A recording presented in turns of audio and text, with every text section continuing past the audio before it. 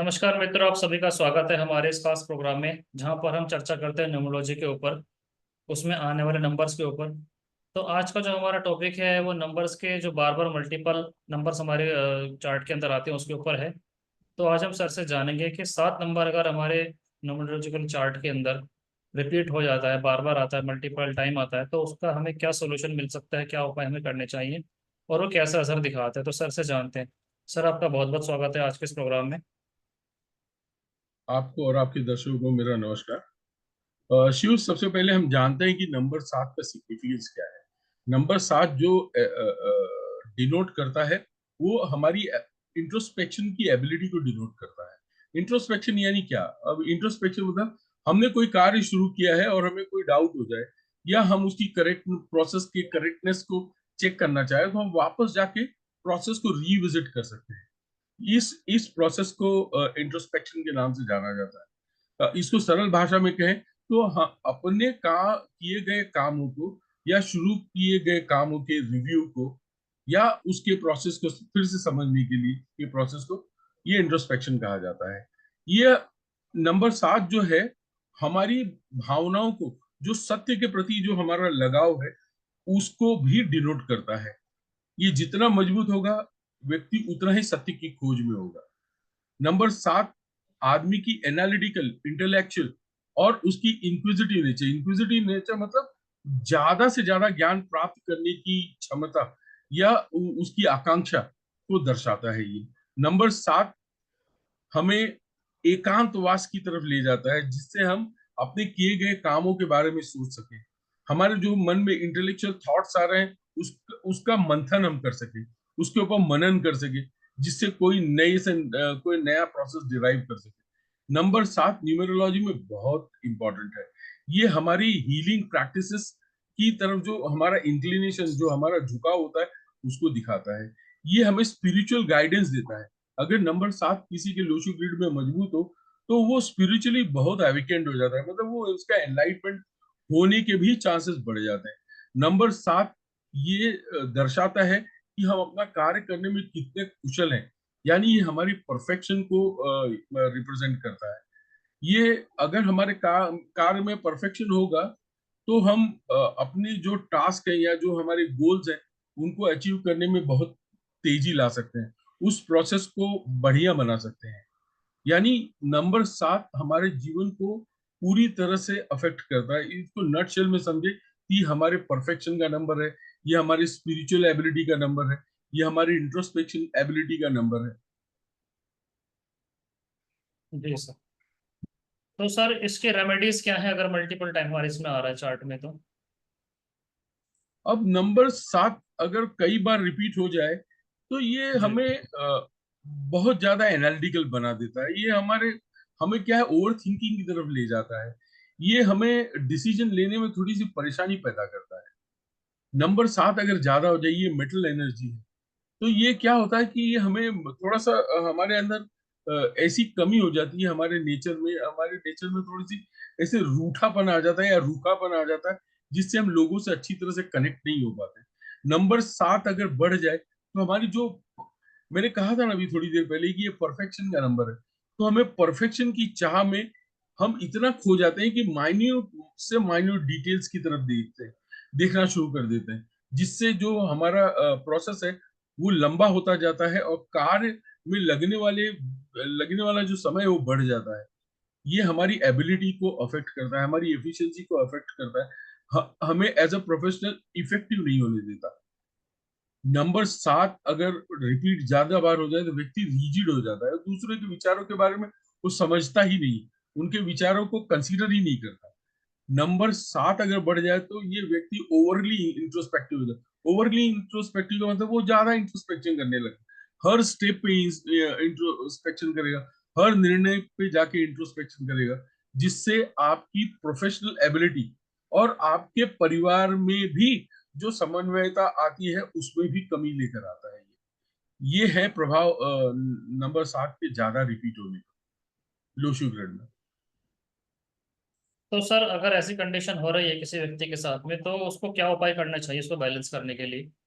देखिए, Chinese numerology जो कि वो कहती है कि आप नेचर के साथ जिए, वो क्या कहता है कि अपने जीवन में फायर और वाटर एलिमेंट बढ़ा दीजिए, तो ये जो मेटल एनर्जी है ये कंट्रोल हो सकती है। फायर एलिमेंट को बढ़ाने के लिए क्या करना है, आपके लिविंग रूम में आपको लाल पर्दे का इस्तेमाल करना है, लाल कुशन का इस्तेमाल करना है, लाल कलर की अपहोल्स्ट्री का इस्तेमाल करना है। आपने आपने कैंडल्स जो है ना, वो रेड, ऑरेंज या येलो कलर में कैंडल्स यूज करने हैं, जलाना है आपने अपने लिविंग रूम में।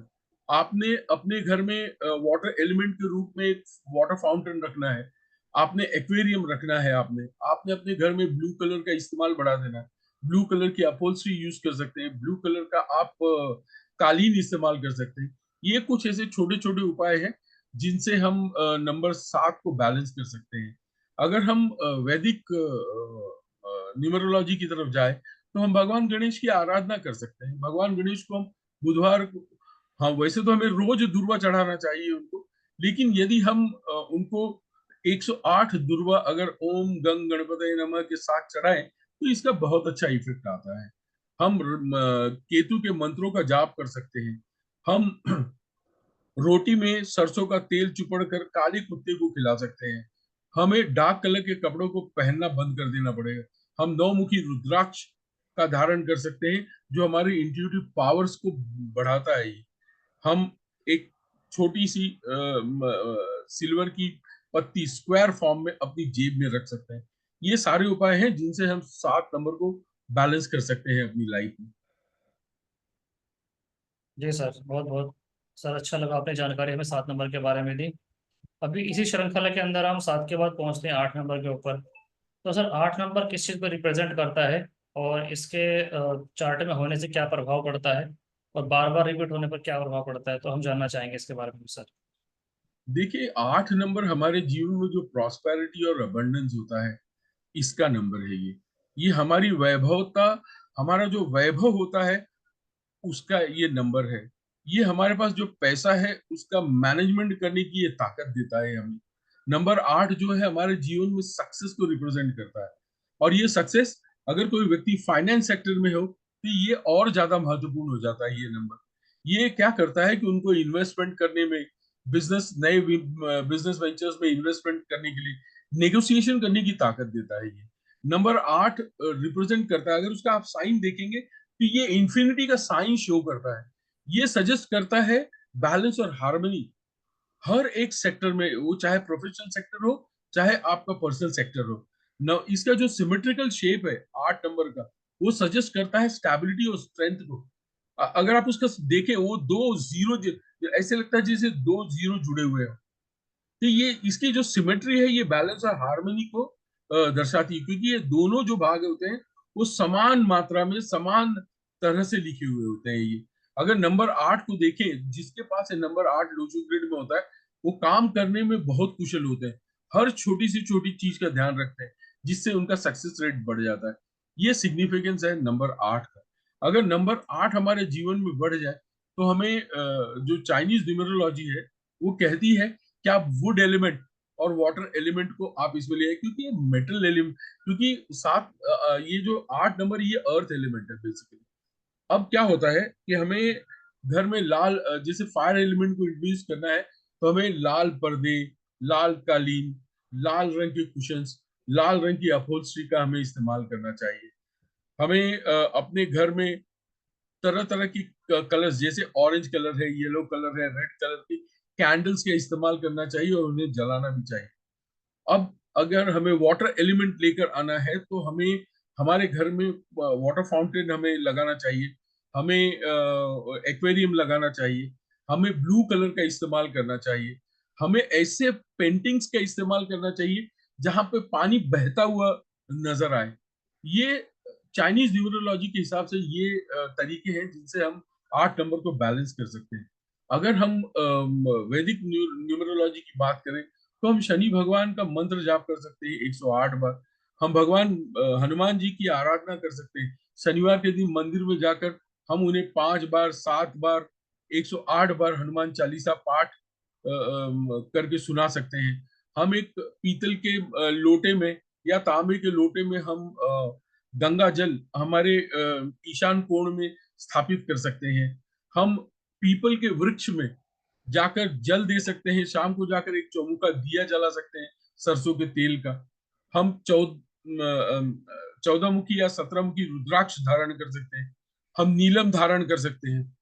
हम लैपिस लाजुली का ब्रेसलेट धारण कर सकते हैं। और एक हमें ठोस चौकोर चांदी का एक टुकड़ा हमारी जेब में रखना चाहिए हमें। ये सारे तरीके हैं, ये वैदिक तरीके हैं जिनसे हम 8 नंबर की एनर्जी को बैलेंस कर सकते हैं।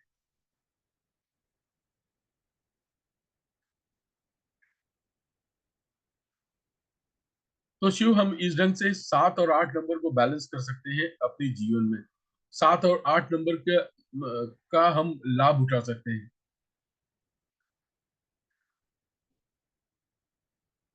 दर्शकों, शायद हमारा शिव जी से कनेक्शन टूट गया है, तो मैंने आज जो जानकारी आपके साथ शेयर की है वो उसका इस्तेमाल करके आप अपने जीवन को अच्छे से अच्छा बना सकते हैं। आप हमारे चैनल को सब्सक्राइब करिए, लाइक करिए और हमें बहुत सारा प्यार दीजिए। हमारी हिम्मत बढ़ाइए, हम नए हैं इस फील्ड में। धन्यवाद। धन्यवाद।